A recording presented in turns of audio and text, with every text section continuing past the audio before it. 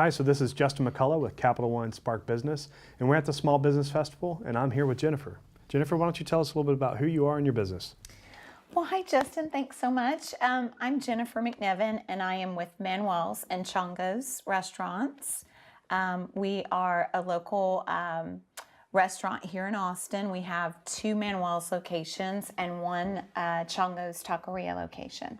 So 3 in total. You a little busy, I bet. A little bit busy, yes. Yeah. Is it difficult to juggle multiple locations?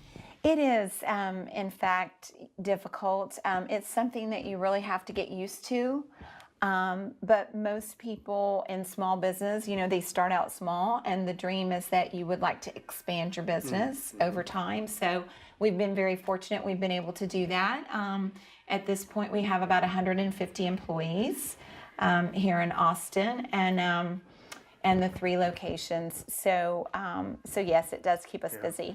I just pictured somebody on the other end of that screen going, that's what I want. I want to have a couple hundred employees. I want to have a couple of locations. Help us understand, how did you get there? We got there. We started the first one right here on Congress Avenue in Austin. We're still owned by our family and 1 other family. So it's just the 2 of us. And basically, we started small. We didn't have any family money. It was just ourselves and, working hard. Actually borrowed some money on a credit card, to open the business, and had a little bit of savings, not much. And just, went from there. It really started with a dream, like all small businesses do, I think. And, one of the great things about our country and Austin also is that when you have a dream, it doesn't really matter what your parents did or whether you're have a college degree or not. If you have a dream to have your own business, and if you work hard in America, you can do that. I agree. That's what we're all hoping for, right?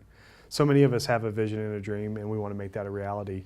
So clearly you've done it. You've made it a reality. How did you go from 1 to 2 and then 3?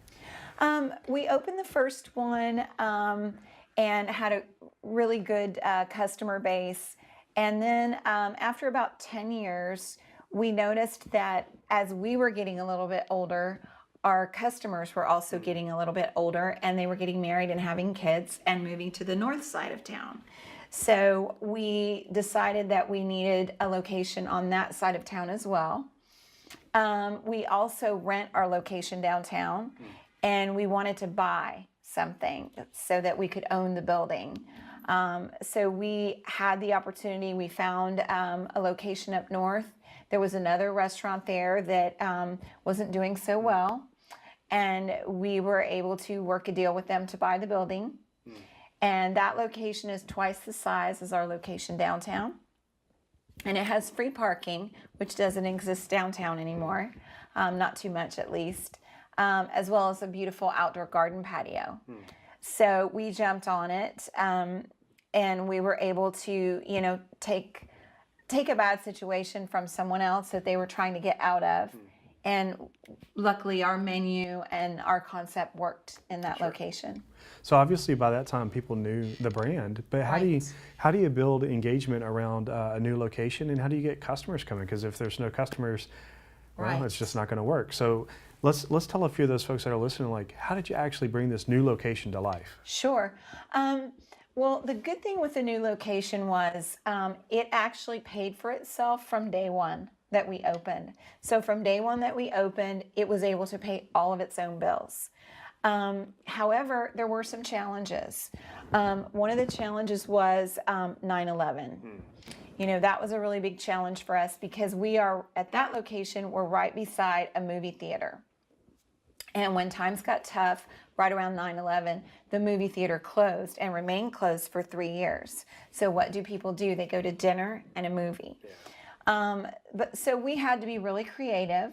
We had to do a lot of what I call guerrilla marketing, which it's basically a people business. So we, rather than just standing in our restaurant waiting for people to come in, we got out into the community and we started doing more community outreach. We started doing more off-site events to get our name out. we started getting more involved. We've always been involved, but we stepped up our efforts with charities, local nonprofits, things like that. And I like to tell the staff now that work at that location that, hey, how would you like to open a business? You want your own business. How would you like to open a business and work that business for 5 years, every single day, before you take 1 penny for yourself? Right? Yeah. And the reason I tell them that is because I want them to appreciate what we've done there, and to get an understanding of what it is to be an owner and actually what that takes.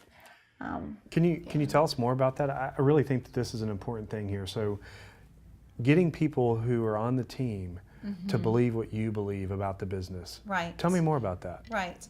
Well, I think it's important to share your story. Recently, when I redid our menus, I actually wrote our story and published it on the back of the menu. So the whole back panel of the menu is our story. And, not everyone cares about that, but some people do.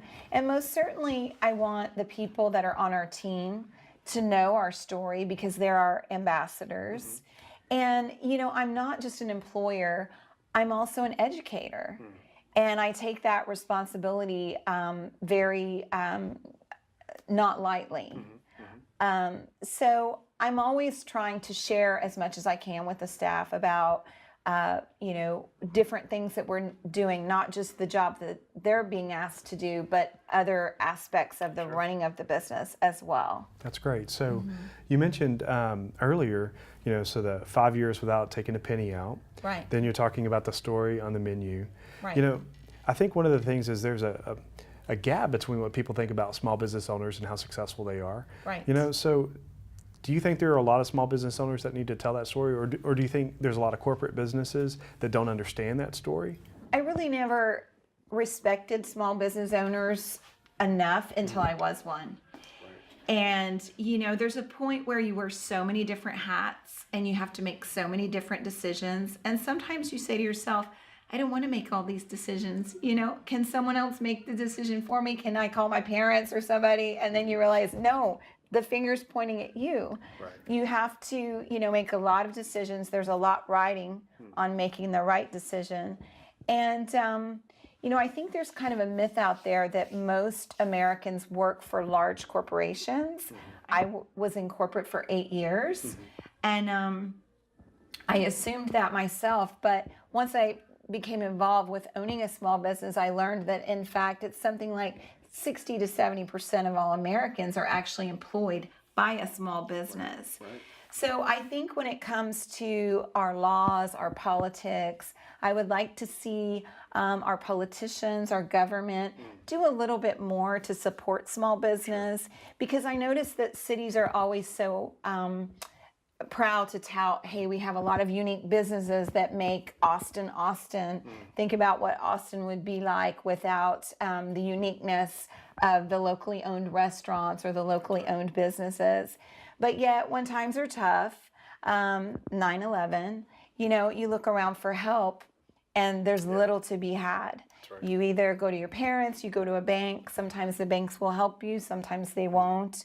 They want your banking business, but are they going to be there for you when you need a small business loan or something like that? Yeah. So, and I think it's important that people also understand that when you support a small business with your money, every time you come out of your pocket with $1 and spend it, you're voting for something. That's right. Good or bad, yeah. Right? So when you spend that $1 with a small business, it's something like 70 cents of all the money that you spend stays in your local community. It supports all the vendors, it supports all the services that support that business, and even all the charities that, local businesses tend to give more back to their communities. Well, thank you for that. We've learned a lot here about a family business that's been able to scale, share some marketing knowledge, and ultimately how the economy works, right? As our communities are thriving and supporting one another, 70% of these small businesses are employer. Thank you so much for the folks that you're employing here, and for spending time with us today